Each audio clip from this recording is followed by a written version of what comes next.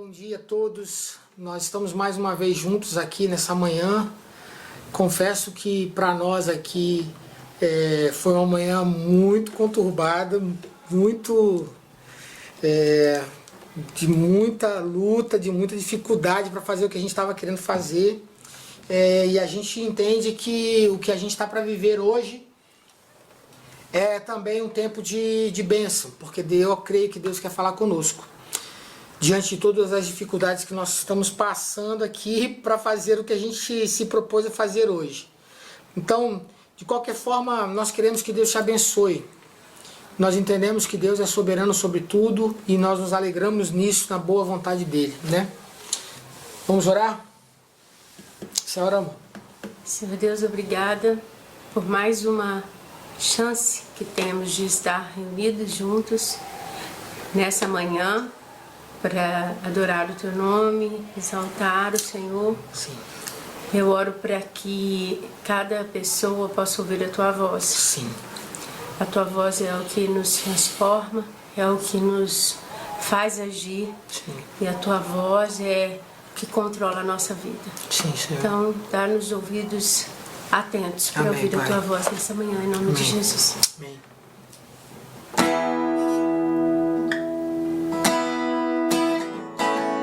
Jesus, em Tua presença, reunimos-nos aqui, contemplamos Tua face e rendemos-nos a Ti, pois um dia Tua morte trouxe vida a todos nós e nos deu completo acesso ao coração do Pai. Jesus, em Tua presença, reunimos-nos aqui, contemplamos Tua face e rendemos-nos a Ti, pois um dia Tua morte trouxe vida a todos nós e nos deu completo acesso ao coração do Pai. E o véu que separava já não separa mais. A luz que outrora apagada agora brilha e cada dia brilha mais. Só pra te adorar e fazer teu nome grande e te dar o louvor que é devido.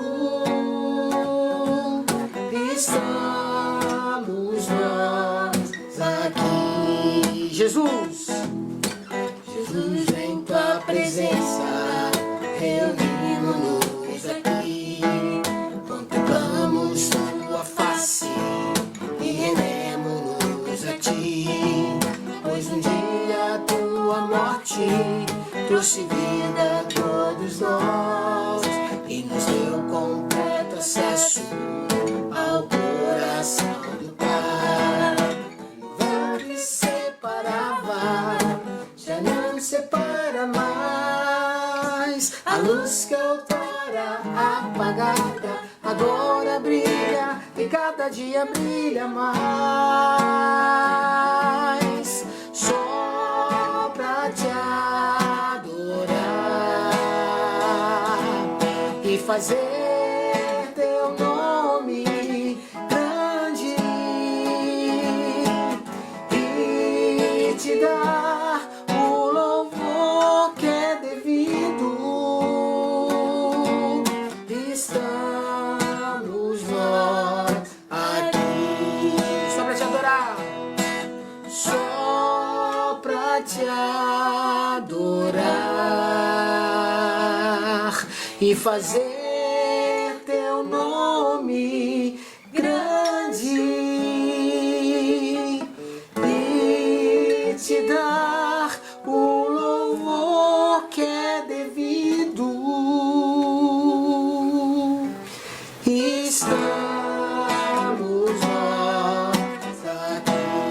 Estamos nós aqui, estamos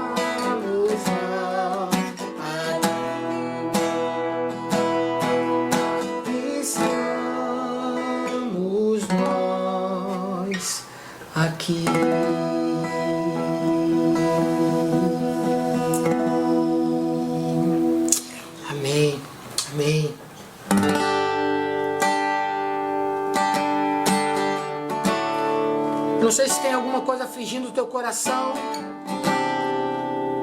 mas eu queria que você pudesse, através dessa canção, colocar aos pés do Senhor nessa manhã.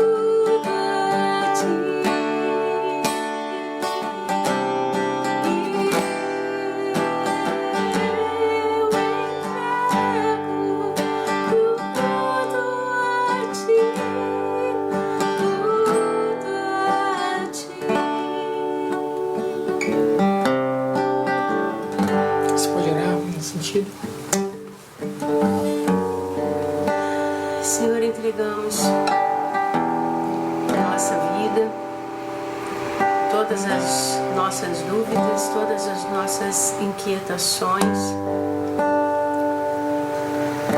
Colocamos todas as coisas ao teu controle, Senhor.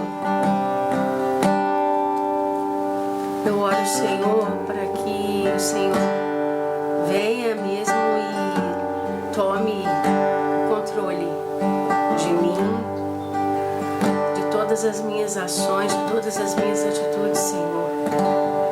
Que o teu conforto, que a segurança que o Senhor dá sejam, de fato, meu conforto, minha segurança. Dirija, Senhor, os meus passos, dirija os nossos caminhos, em nome de Jesus. Amém. Nós vamos ter um tempo que você vai poder participar conosco, vai aparecer um número aqui na sua tela, caso você queira participar financeiramente também conosco e ajudar-nos na expansão do Reino de Deus financeiramente. Essa comunidade tem se proposto a cumprir todas as obrigações, independente daquilo, se estivermos reunindo ou não. E nós somos gratos porque de fato nada tem nos faltado. Então, entre em contato conosco, você vai receber todas as informações, inclusive das nossas reuniões do grupo caseiro. Temos tido reunião de oração todos os dias, 8h30, de segunda a sexta, na minha página do Facebook, Marcos Gera, com J, e participe conosco. É um tempo de clamarmos a Deus por todas as coisas, em nome de Jesus. Deus te abençoe. Vamos arrumar tudo aqui.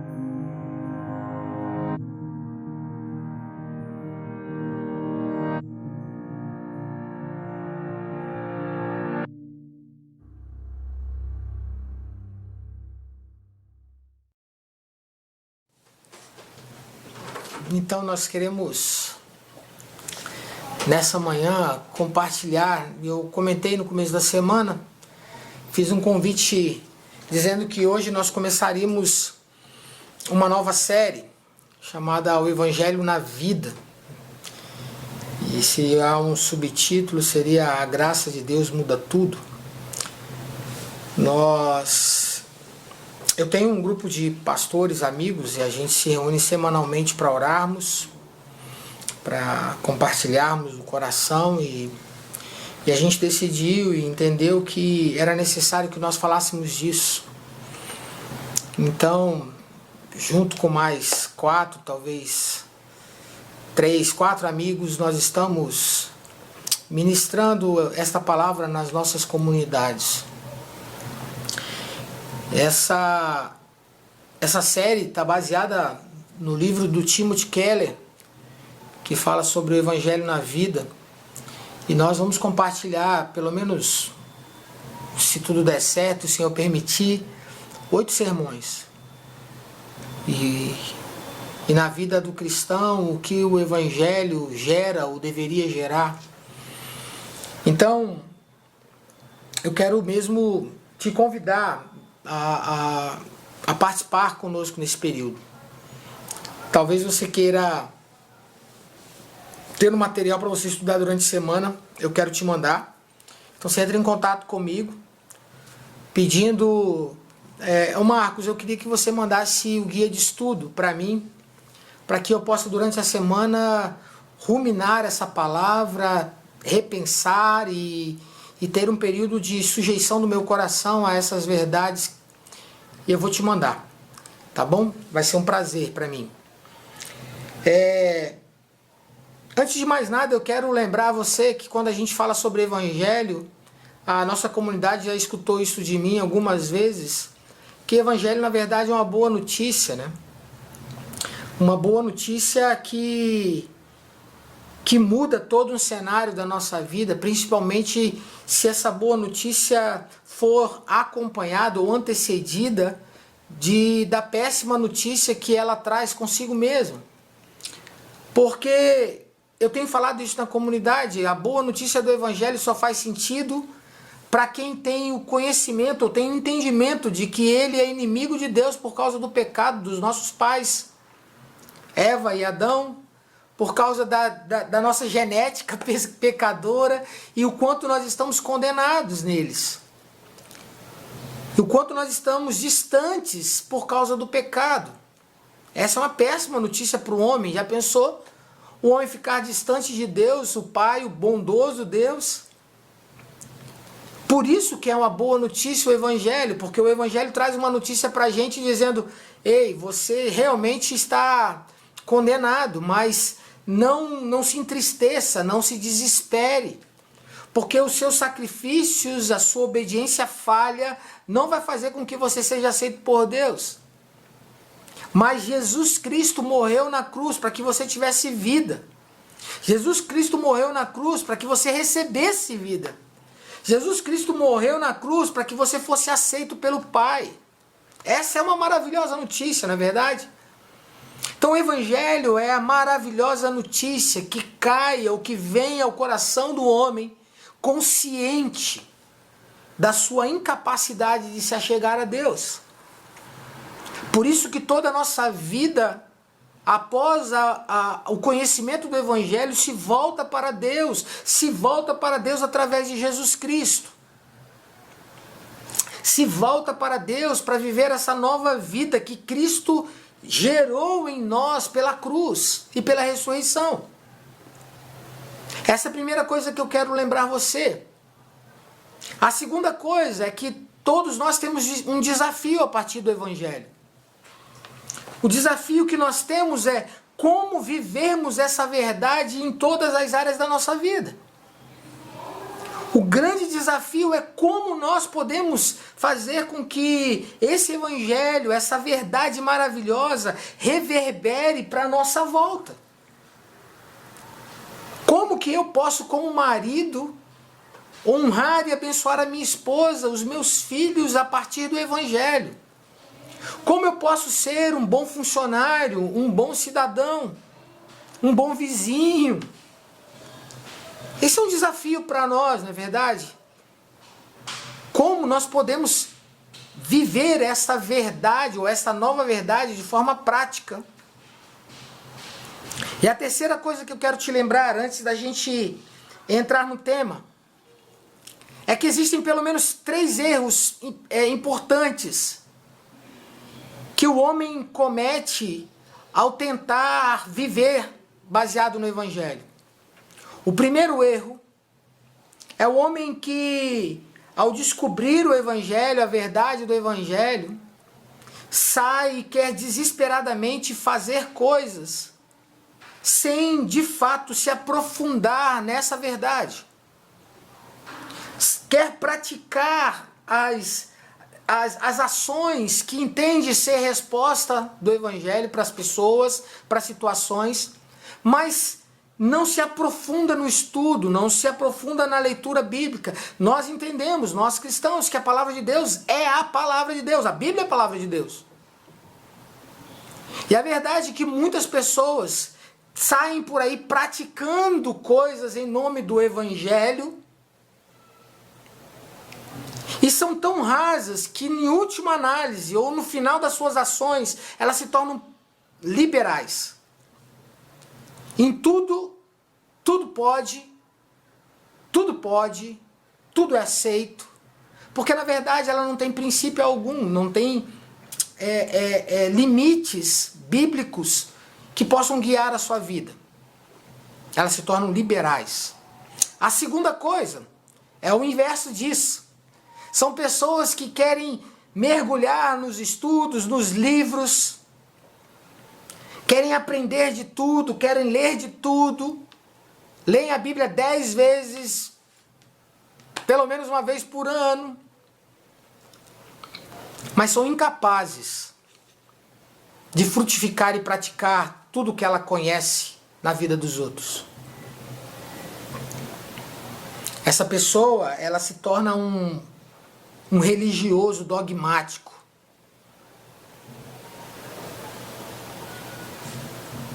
Está tudo preso apenas na área do conhecimento. Assim como eu falei da primeira parte, que se torna um religioso liberal, nós temos um religioso dogmático. Aquele que não faz nada e se enche de conhecimento e está o tempo todo desafiando as pessoas. E temos a terceira. É aquela pessoa que diz o seguinte: já ouviu falar que assim, a letra mata? Já viu esse negócio aí? Olha, esse negócio de ficar lendo muita Bíblia deixa a gente frio. Esse negócio de ficar praticando muito, a gente se torna ativista. Quer saber? Eu vou só orar. Não quero ler a Bíblia, eu não quero ficar praticando muita coisa, eu vou orar. Se torna um religioso fanático. Vê demônio em tudo. Bom, diante dessas 3 práticas, eu quero tentar trabalhar algumas coisas conosco. A primeira delas é que haja conhecimento bíblico a respeito do Evangelho. A segunda coisa, que haja uma resposta prática a partir do que nós conhecemos. E a terceira coisa, que haja uma submissão, um entendimento de que será para nós impossível fazermos qualquer coisa se Deus não fizer. Nós costumamos dizer que nós não fazemos nada, a gente apenas ajuda Deus, ou naquilo que Deus já está trabalhando, nós queremos ser úteis ali. E não há como nos aproximarmos ou enxergarmos aquilo que Deus está fazendo sem oração. Nós vamos falar isso mais à frente. Vamos orar? Pai, diante do que a gente tem compartilhado, eu quero clamar ao Senhor que o Teu Espírito possa iluminar a nossa mente, revelar-nos a Tua Palavra. Mas não somente isso, que essa verdade bíblica na nossa mente possa arder o nosso coração e, como uma grande chama viva, moldar e transformar todo o nosso ser. Em nome de Jesus, que diante de tudo que nós vamos conversar esses domingos, a tua voz seja ouvida e somente a tua voz seja ouvida. Eu quero orar por mim, quero orar pelos meus irmãos. Fala conosco, em nome de Jesus, Pai. Em nome de Jesus. Amém. E amém. Bom, eu quero começar hoje falando sobre um assunto muito importante. Quero começar uma pergunta. Quais os problemas você identificaria na cidade onde você mora? Eu moro em Vitória. Talvez esteja falando para pessoas que moram em Serra, em Vila Velha, em Cariacica. Por um instante, pense quais são os problemas aí ao redor da sua casa, no seu bairro, no seu condomínio. Pense um pouquinho. Sobretudo nessa época, parece que os problemas são evidenciados, né, aumentados. Pense um pouquinho. Eu não sei se você está conseguindo pelo menos dar uma volta aí no quarteirão, tomar um solzinho.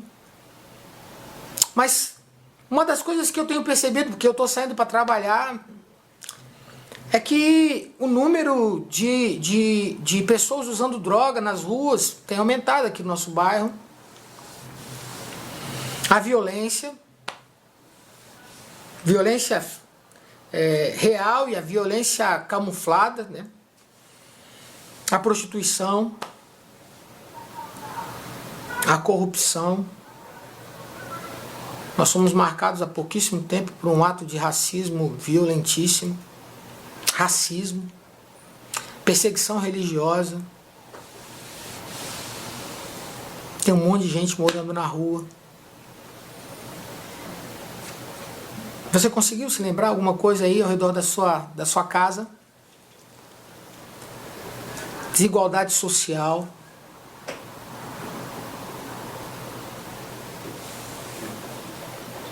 Diante disso tudo, você já teve vontade de se mudar para a roça? De falar, quer saber, eu vou mudar para a roça. Nós temos amigos queridos, são vizinhos nossos aqui no prédio, que eles, eu brinco que eles têm um paraíso. Eles têm uma casa numa cidade do interior aqui, lá pro lado da montanha, subindo a montanha, frio, cachoeira no quintal, árvores, muitas árvores, lugar lindo, lindo, lindo, lindo, lindo. Aí a gente chega lá de vez em quando, né? E a gente de vez em quando fala assim, a vontade é de ficar por aqui.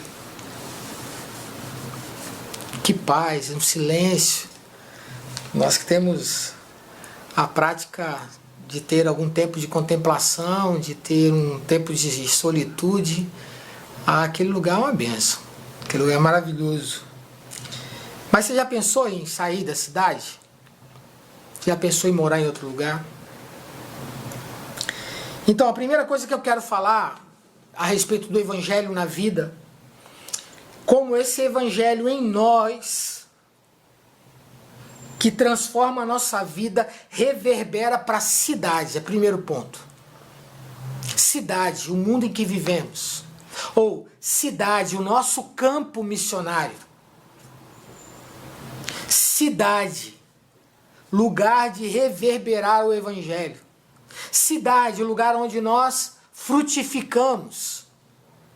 Eu quero que você, por favor, abra sua Bíblia.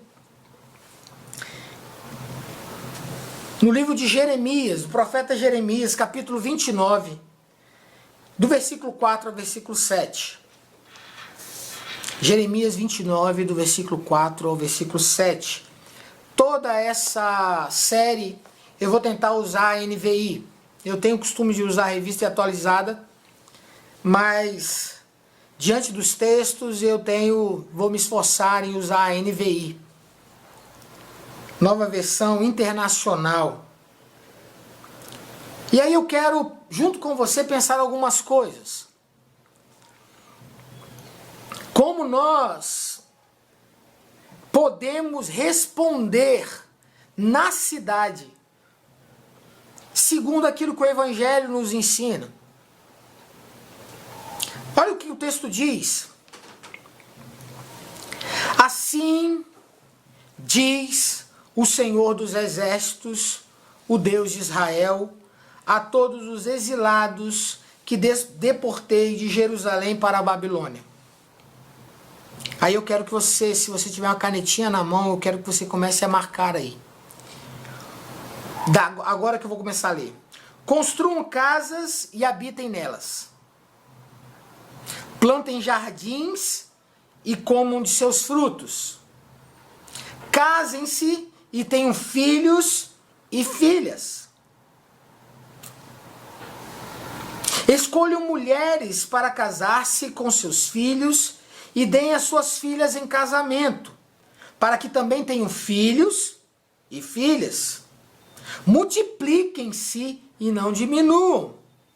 Busquem a prosperidade da cidade para a qual eu os deportei e orem ao Senhor em favor dela, porque a prosperidade de vocês depende da prosperidade dela.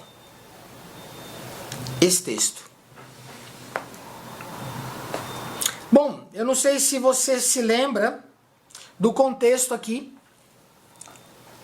O povo de Israel, ele estava completamente longe do Senhor.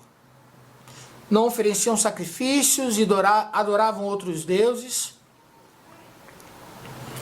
E viviam uma vida totalmente distante do Senhor. Totalmente distante. Afastada. Nessa mesma época,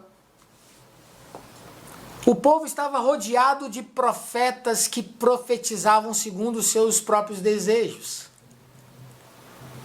Dizendo paz, paz. Logo no começo do livro de Jeremias você vai ver, Deus diz assim, curando superficialmente a ferida.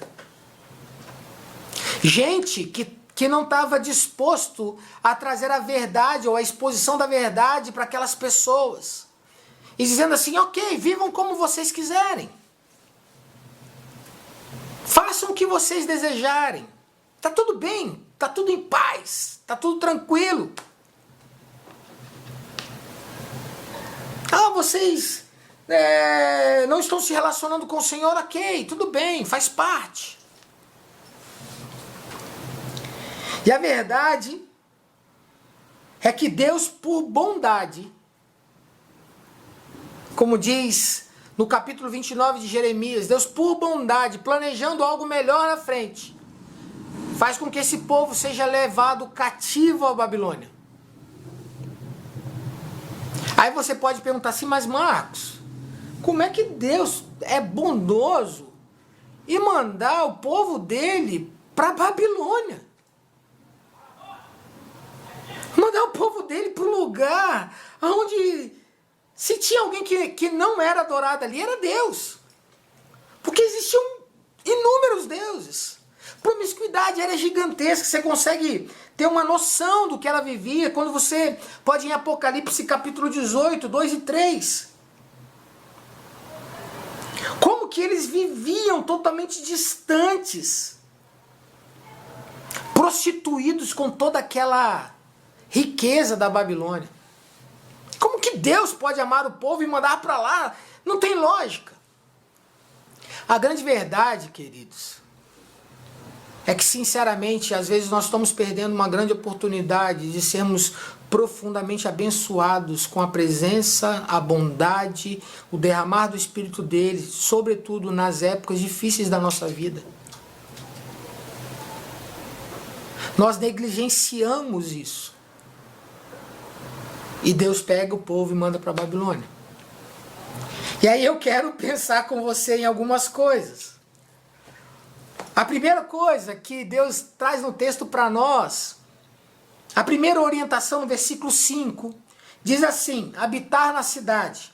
Olha o que Deus diz. Construam casas e habitem nelas.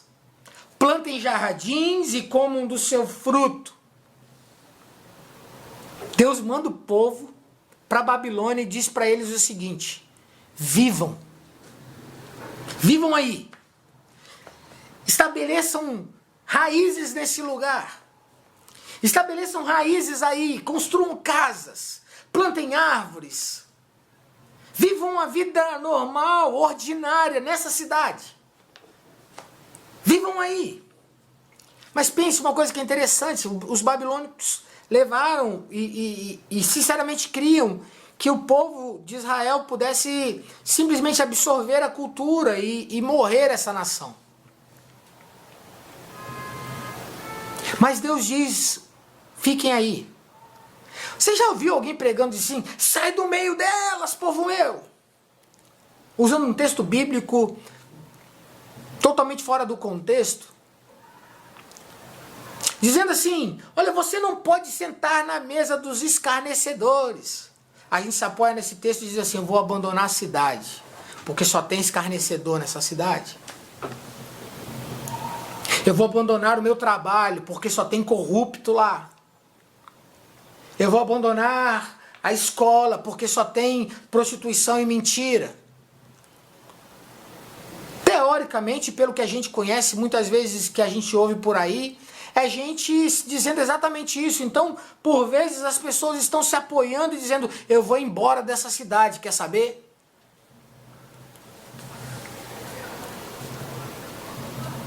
Aqui é muito ruim. Mas não, Deus diz assim, fica aí. Habitem nela. E é engraçado, porque se você também observar nos capítulos que antecedem o que eu li, você vai ver que havia um profeta, acostumado provavelmente com as profecias que adoravam o povo, que o povo amava. Havia um profeta que fazia questão de dizer o seguinte, olha, fica assim não, daqui a 2 anos nós estamos voltando, tá tudo certo. Não precisam não fiquem preocupados em construir nada, em estabelecer suas alianças e vínculos aí. Daqui a 2 anos Deus está nos mandando de volta com tudo do templo e nós vamos voltar a adorar o Senhor e tal. Numa das reuniões onde Jeremias estava, Jeremias se levanta e diz, olha, eu acho que é um engano aí. Se Deus falou através da sua boca, vai se cumprir, mas eu quero dizer que Deus não está levando o povo para apenas 2 anos, mas para 70 anos. Para 70 anos. Então o que Deus está dizendo com a primeira ordenança dele era, invistam na cidade. Olhem para esse lugar como seu lar. Geração ficou lá na Babilônia. Morreram naquele lugar.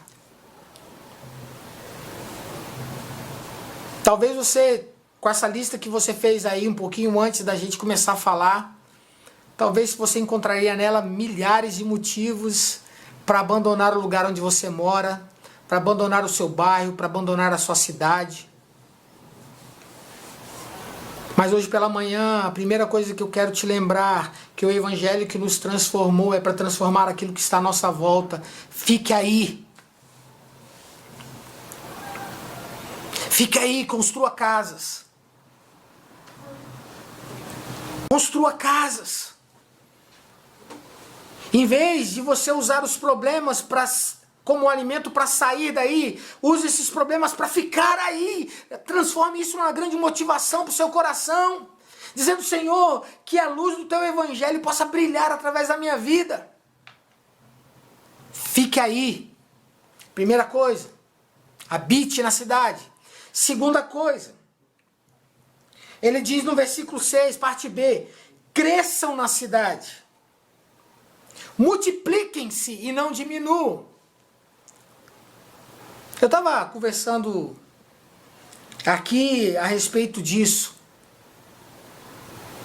Um dos textos dos Salmos de Romagem é que quando nós temos muitos filhos, nós não seremos envergonhados nas portas ou nas discussões. Isso é, nós seremos fortes. Tenham filhos, cresçam.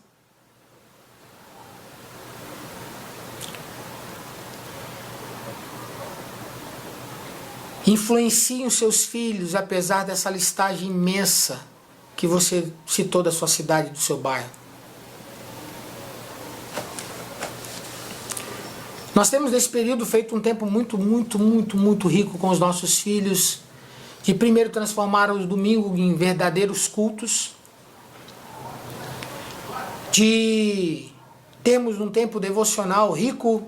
Eu tenho discipulado meu filho, Luciana tem discipulado Vitória, nós temos lido textos bíblicos, livros com eles, temos ensinado aos nossos filhos no dia a dia como agir, como cuidar do rapaz, por exemplo, que mora aqui embaixo do meu prédio, na rua. Eu tenho influenciado os meus filhos, apesar dessa lista imensa que nós temos, que você tem, que eu tenho.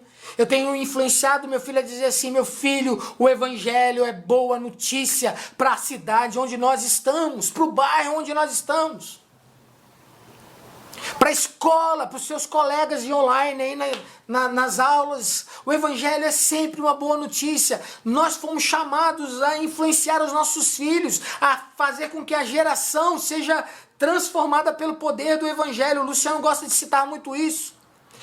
Evangelismo geracional. Ganhando os nossos filhos para que o conhecimento, o evangelho não se perca, antes seja fortalecido na certeza de que haverá uma geração salva por Jesus.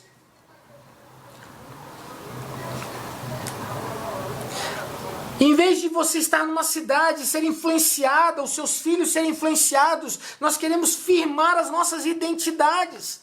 Deus disse ao povo: fiquem lá, multipliquem-se. Mas Deus não diz multiplique-se na cultura babilônica, multiplique-se na cultura judaica, multiplique-se no conhecimento de quem eu sou, multiplique-se no conhecimento de do que eu faço. Contem as histórias para os seus filhos. Cresçam. E você sabe que Deus usou isso poderosamente na frente. O povo era numeroso. A propósito, você sabe que uma das práticas islâmicas é ter muitos filhos, para que logo numa geração, ou talvez duas, quem sabe três, eles sejam maioria. Isso está acontecendo com a Europa, gente.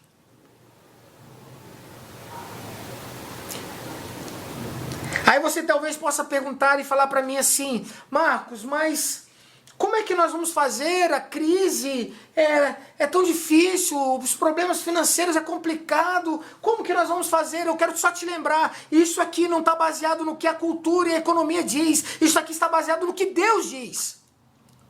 E se você espera que Deus sustente a tua casa, que a cultura sustente a tua casa, que a economia sustente a tua casa, eu quero dizer que você está errado. Quem nos sustenta, quem cuida de nós é Deus. Deus é quem nos sustenta, Deus é quem cuida da nossa casa. Acaso faltou algo na sua mesa desde o dia em que você tem caminhado com Jesus? Eu vou além, até antes disso, porque a bondade de Deus é estendida a todos os homens.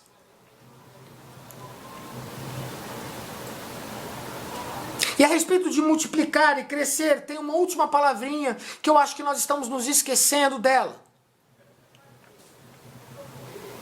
Porque quando nós tratamos do evangelho, uma das coisas que o texto bíblico nos diz sobre a verdadeira religião é aquela que cuida dos órfãos. Isso aí, você completou, e das viúvas. Por que nós não temos como um movimento organizado, intencional de adoção, por exemplo?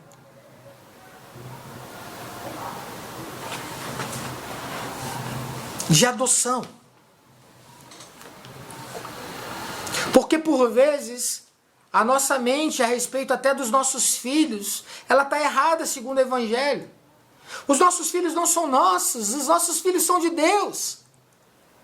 E por vezes nós olhamos para eles e depositamos neles as nossas esperanças, quando deveria ser o seguinte: nós queremos ter filhos para fazer com que Deus seja plantado no coração deles. Se você não sabe, parece que nós estamos vivendo numa contramão. Eu tenho escutado pessoas às vezes se erguendo, falando, olha, não pode, tem que fechar a adoção de crianças por pessoas que não são cristãs e tal, ou que tem uma prática diferente, uma prática, segundo a nossa visão, errada sexualmente. A pergunta é, o que você tem feito com aquela criança ou para aquela criança antes dela ser adotada por alguém que você não quer que ela seja?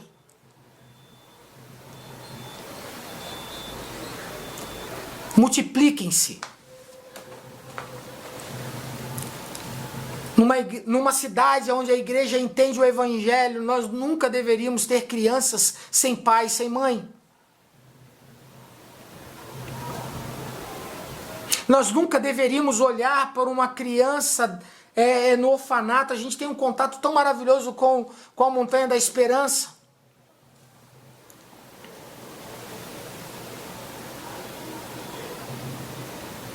Então eu quero falar para a igreja.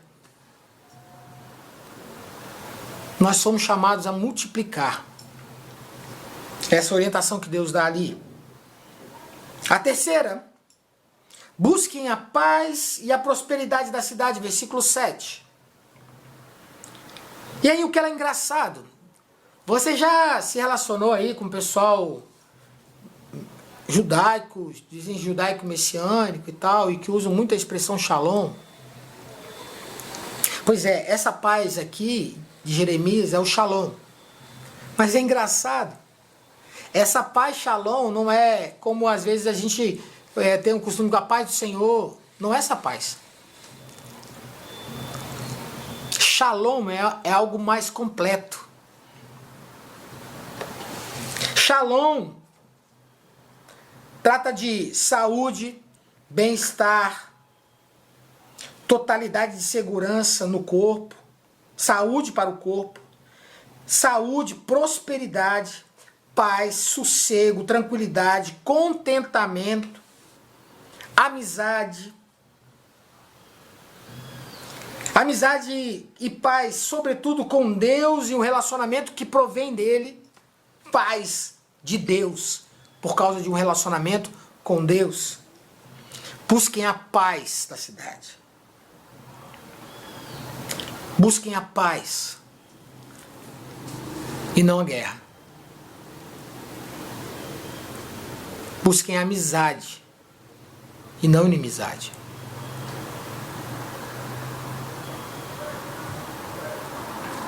Mas, sobretudo, a paz e o shalom para o outro. Para aquele vizinho, shalom para o vizinho. Shalom para aquele que está à frente do seu prédio, da sua casa. Shalom para o seu patrão. Shalom para o seu empregado. Shalom para a cidade, para todos da cidade. E não somente shalom, mas prosperidade. Não sermos sanguessugas da cidade, mas que tudo em nós, nossos dons, nossos talentos, tudo que nós fazemos seja para a prosperidade da cidade. Que os nossos impostos para a prosperidade da cidade. Estava ouvindo um pastor falando sobre isso e eu achei muito interessante que estavam fazendo uma campanha de doação de sangue e doação de medula lá na cidade dele.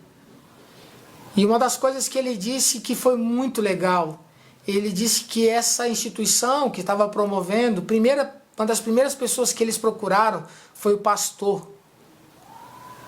Porque eles sabiam que a igreja se envolveria nisso.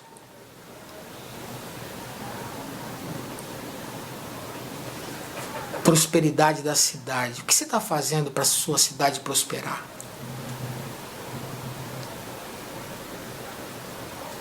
Limpeza da frente da sua casa. Não jogar lixo no chão. Tudo isso tem a ver com prosperidade da cidade, gente. Percebe como é muito amplo? Deus está dizendo isso para o povo. Vocês estão indo para a Babilônia, um lugar onde vocês acham ruim, violento, promíscuo, mas olha só, habitem nela, multipliquem-se, cuidem para que ela tenha paz e prosperidade. E o quarto e último, orem pela cidade.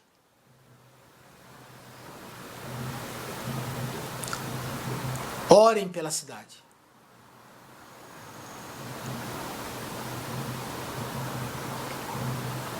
Quem é cristão mais tempo aí sabe que uma das reuniões menos frequentadas na igreja é a reunião de oração.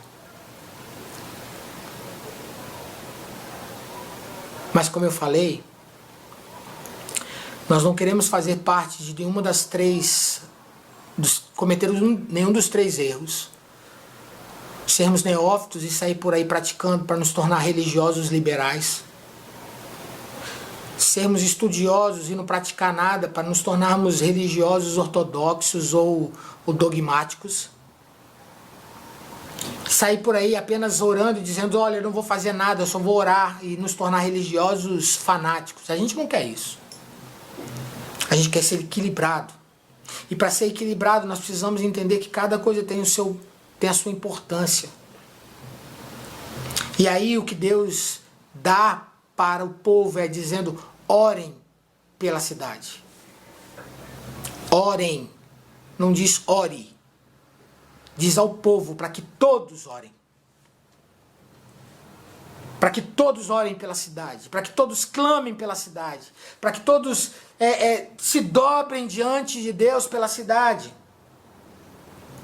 E é engraçado porque, como eu falei no versículo 8 e 9... Deus faz uma denúncia aos falsos profetas. Ananias. Que ele estava falando que era apenas 2 anos e havia uma palavra de Deus dizendo que seria 70 anos. A verdade é, queridos, nós não sabemos. Deus está nos chamando para criar raízes, amar o lugar onde nós estamos. Eu imagino que ore pelas pessoas e pelas coisas que você ama. Coloque nessa lista a cidade, seu bairro, seu vizinho. Coloque nessa lista. Então, para lembrar aqui a nós, habite na cidade. Cresçam e multipliquem-se na cidade. Busquem a paz e a prosperidade da cidade. Orem pela cidade. Talvez seja muito difícil, diante de tudo isso que nós estamos falando, você olhar para você e falar, é impossível eu praticar tudo isso. Eu tenho muitas limitações à minha volta. Mas não se esqueça, é Deus quem nos faz frutificar. Lembra de João capítulo 15? Sem mim nada podeis fazer. Nós somos apenas galhos, isso é o Evangelho.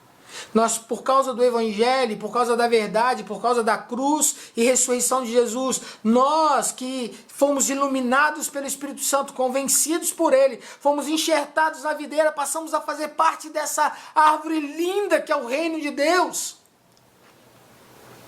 que estende os seus ramos, os seus galhos a todos os lugares. Eu aqui em Vitória, você em Vila Velha, em Cariacica, em Serra, no bairro onde você está. É Deus quem nos chama. É Deus quem nos chama. Deus quem nos chama. Então eu quero, antes de mais nada, fazer uma último lembrete a você.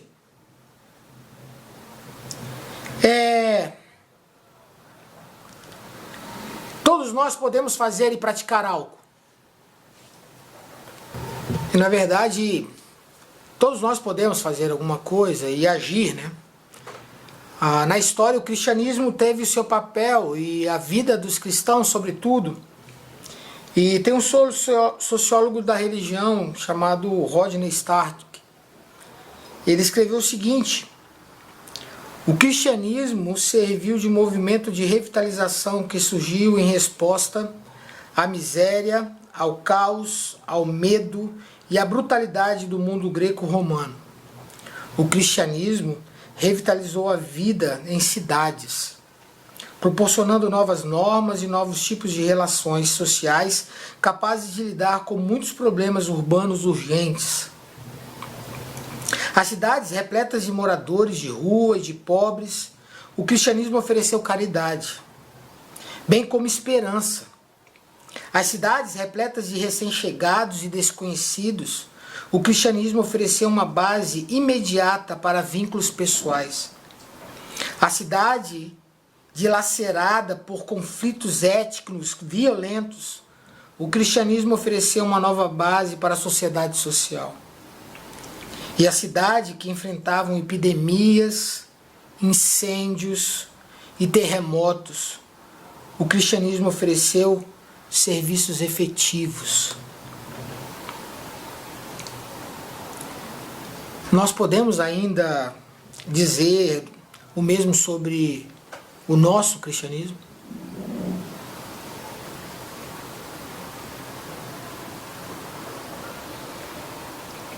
Nós podemos dizer que a vida que nós estamos levando é uma resposta a toda aquela lista que nós fizemos?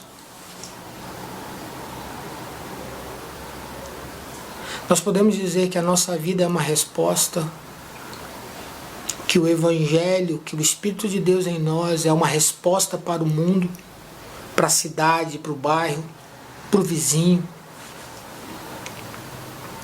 Entende?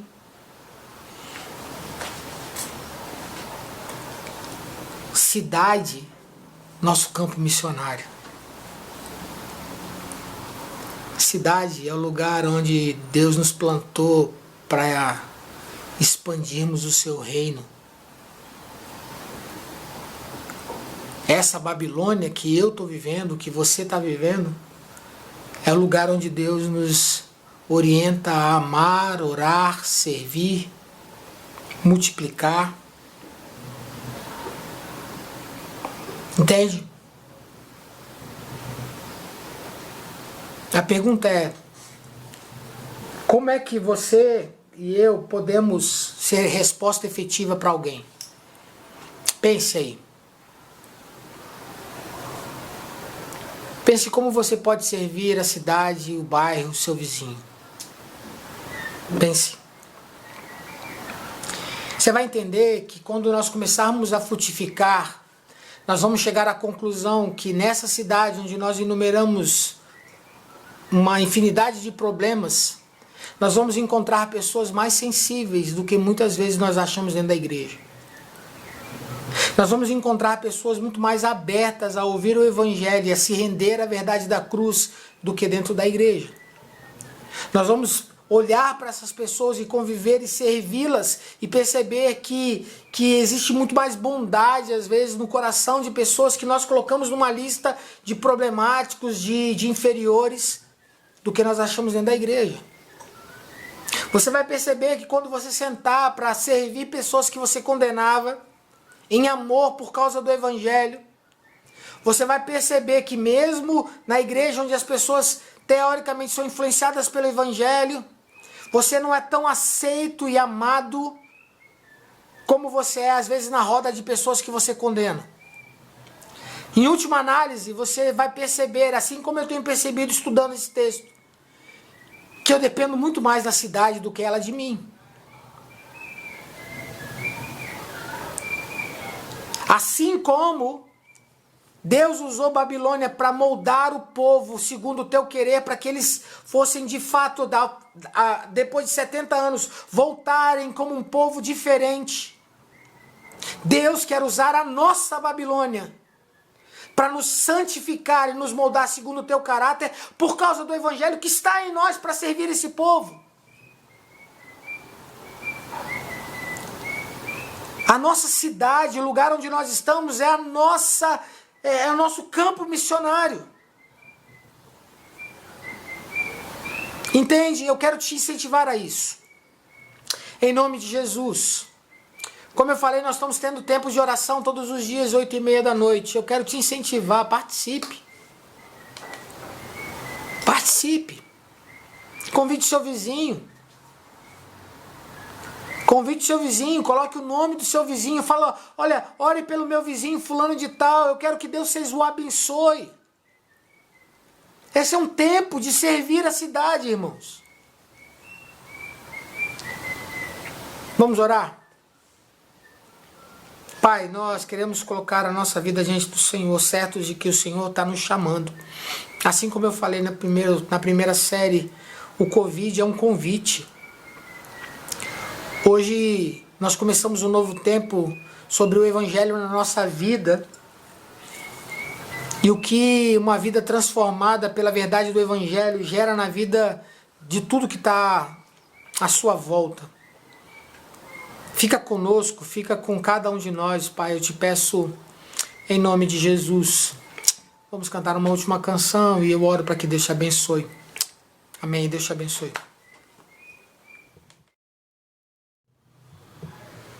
Te convido a cantar conosco essa canção como uma oração, a partir de tudo aquilo que ouvimos da palavra do Senhor nessa manhã. Que o Senhor sonde nossos corações e nos use para a glória do seu nome. Amém? Sonda-me, Senhor, que me conheces. Quebranta o meu coração. Transforma-me conforme a tua palavra. Enche-me até que em mim se ache só a ti.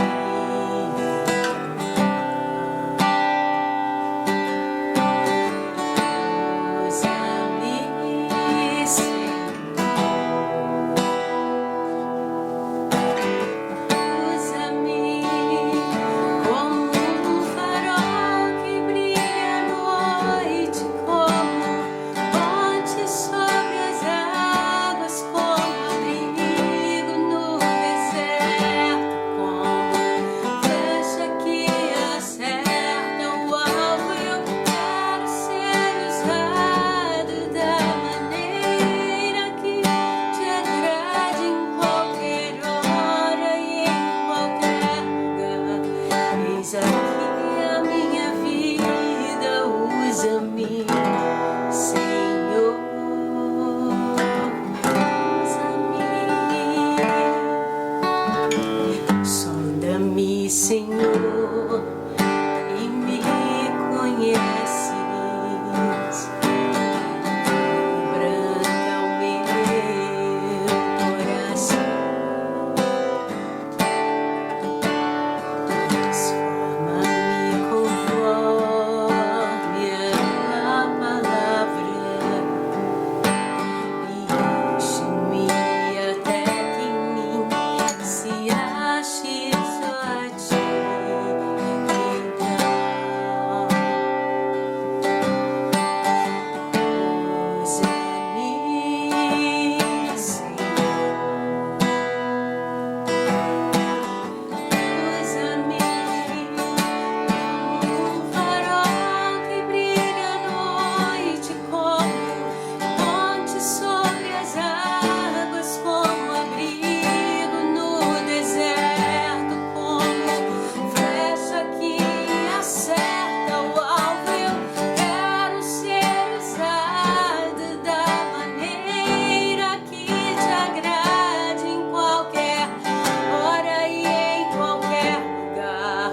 Eis aqui a minha vida, usa-me, Senhor. Usa-me. Sonda-me, quebranta-me, transforma-me, enche-me e usa-me. Sonda-me, quebranta-me, transforma-me, enche-me e usa-me.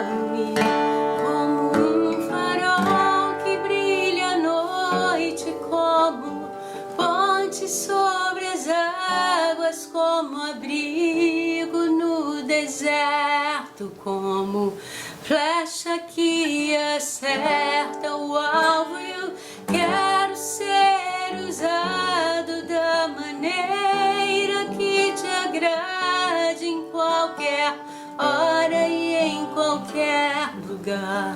Eis aqui a minha vida, usa-me, Senhor, usa-me.